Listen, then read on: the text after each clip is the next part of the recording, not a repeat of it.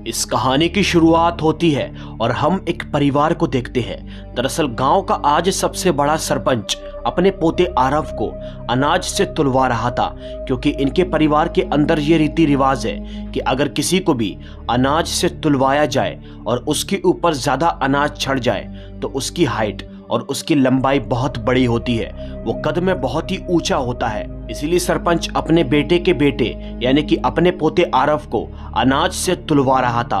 उसके ऊपर बहुत सारा अनाज चढ़ जाता है, जिसे देखकर सभी के सभी लोग बहुत ही खुश हो जाते हैं। यहाँ पर सारे के सारे लोग मौजूद होते हैं, इनके परिवार के लोग और इनके गांव के लोग। लेकिन इसी दौरान हम किसी जानवर को देख पाते हैं जो कि छुपकर इन पर नजर रख रहा था और इन्हें ऐसा करते हुए देख रहा था।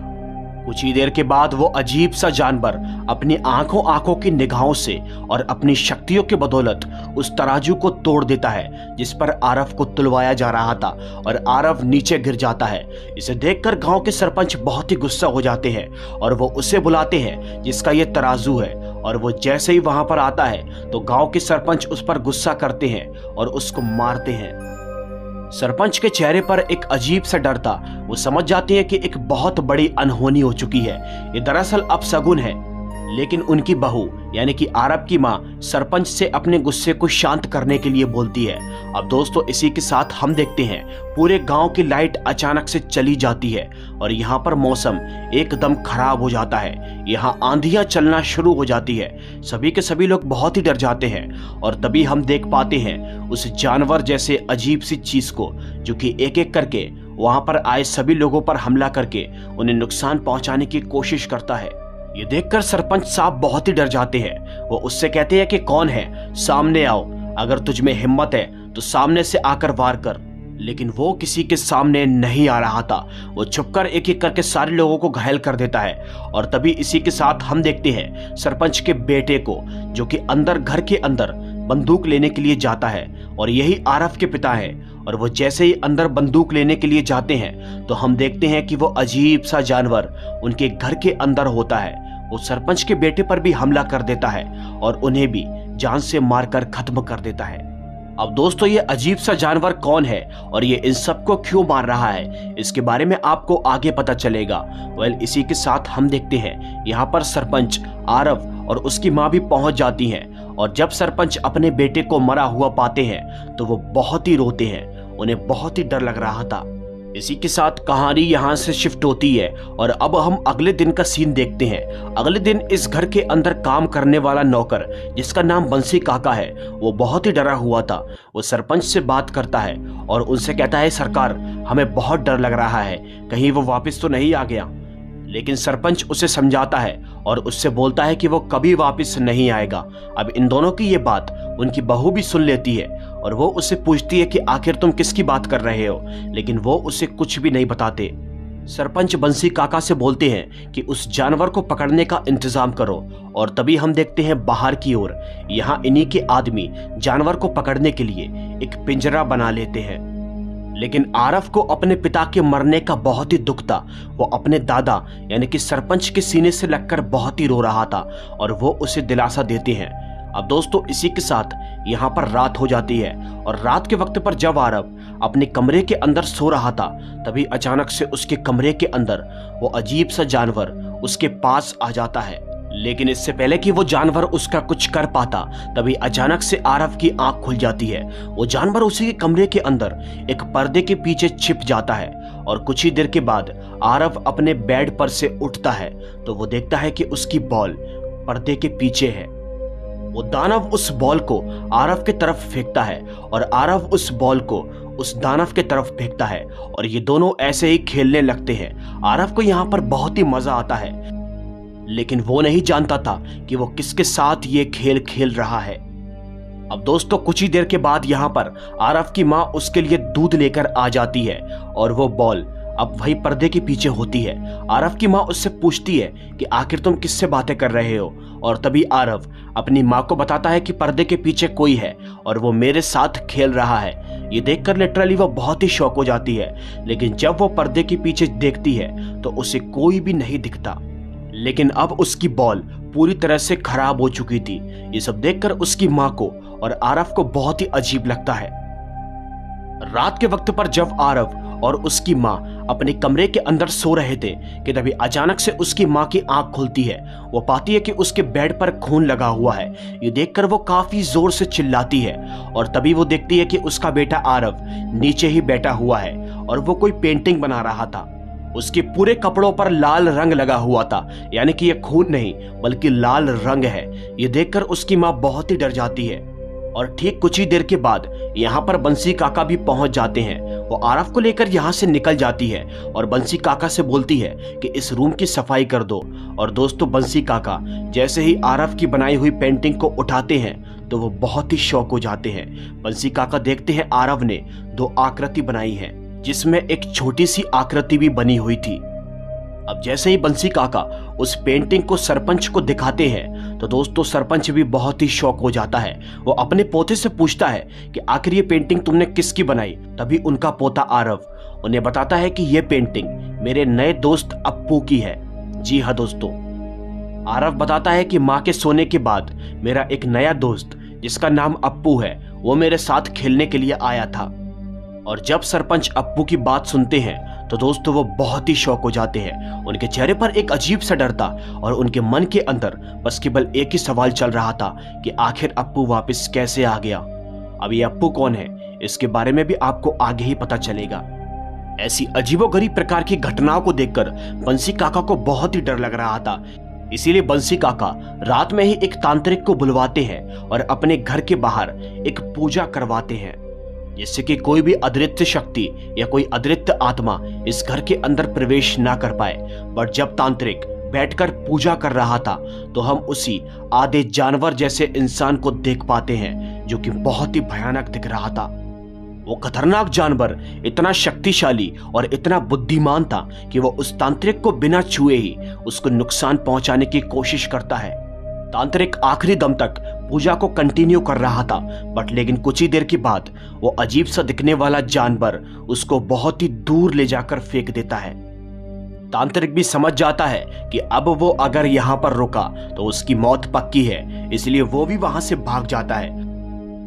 अब दोस्तों, इसी के साथ कुछ टाइम बीत जाता है और कुछ टाइम के बाद हम देखते हैं आरव की माँ को और बंसी काका को, जो कि घर के अंदर चले जाते हैं, लेकिन इनके पास इनका बेटा आरव नहीं होता। और तभी हम देखते हैं आरव गलती से बाहर चला जाता है। बाहर आते ही वो दानव उसे अपनी बातों में फंसाकर पिंजरे के अंदर बंद कर देता है। जी हाँ, अब दोस्तों, दानव उसे एक खेल खेलने के लिए बोलता है। उसके पास 2 इंजेक्शन होते हैं। एक इंजेक्शन वो अपने अंदर लगाता है और एक वो आरव को लगाने के लिए देता है। वो आरव को ऐसा यकीन दिलाता है कि इससे बिल्कुल भी दर्द नहीं होगा। अब छोटे बच्चों में इतनी समझ तो नहीं होती, इसलिए आरव उसकी बातों में आकर उस इंजेक्शन को अपने हाथ पर लगा लेता है। जी हाँ दोस्तों, कुछ ही देर के बाद यहाँ पर आरव की माँ और बंसी काका भी पहुंच जाते हैं और ये लोग जैसे ही वहां पर आते हैं तो वो वहां से गायब हो जाता है। ये लोग जैसे ही वहां पर पहुंचते हैं तो ये फौरन ही आरव को पिंजरे से आजाद करते हैं और अब सरपंच अपने पोते आरव से बात करता है। बातों बातों में आरव अपने दादा को बताता है कि उसने एक इंजेक्शन लगा लिया है और वो इंजेक्शन उसे अप्पू ने लगाने के लिए दिया था।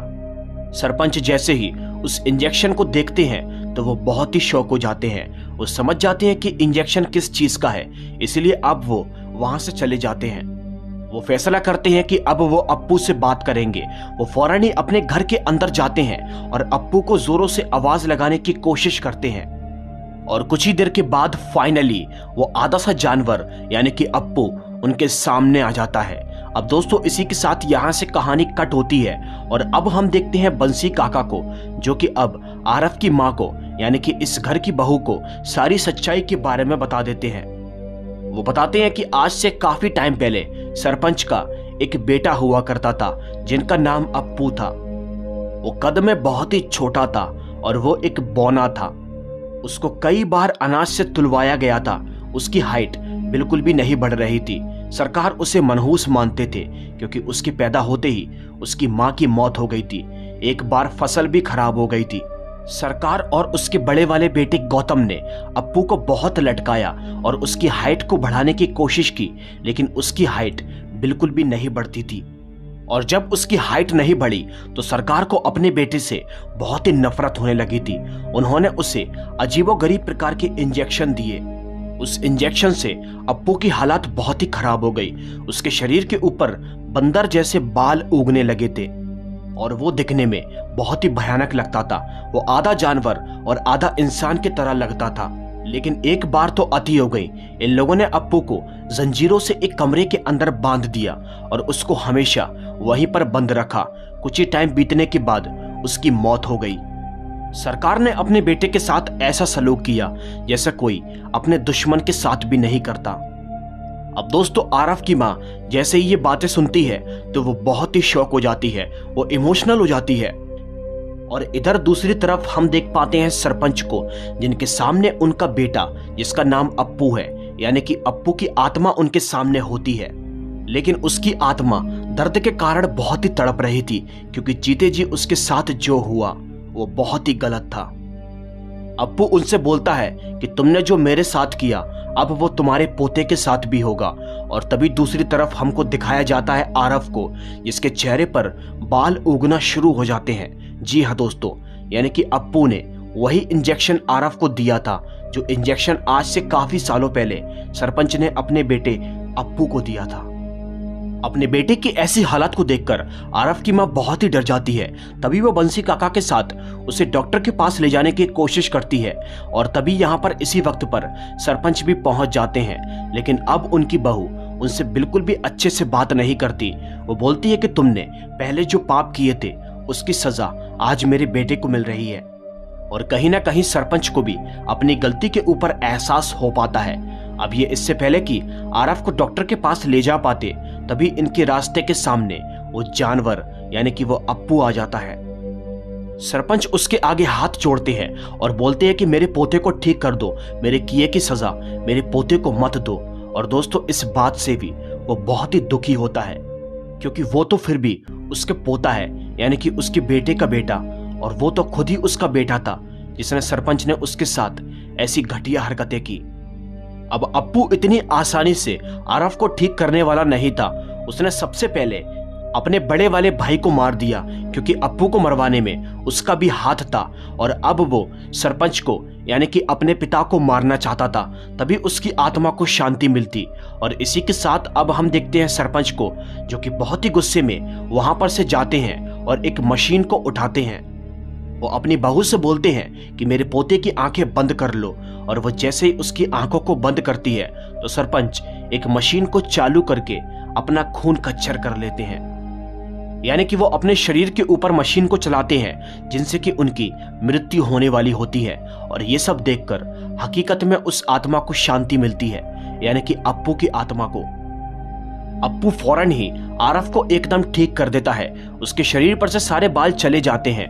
और दोस्तों, इसी के साथ हम देख पाते हैं कि वो वहां से गायब हो जाता है, यानी कि बस वो सिर्फ अपना बदला लेने के लिए वापस आया था। उसके जाते ही सरपंच की भी मौत हो जाती है और उसकी मौत के बाद ये कहानी यहीं पर खत्म होती है। दोस्तों, उम्मीद करता हूं आप लोगों को ये कहानी बहुत पसंद आई होगी।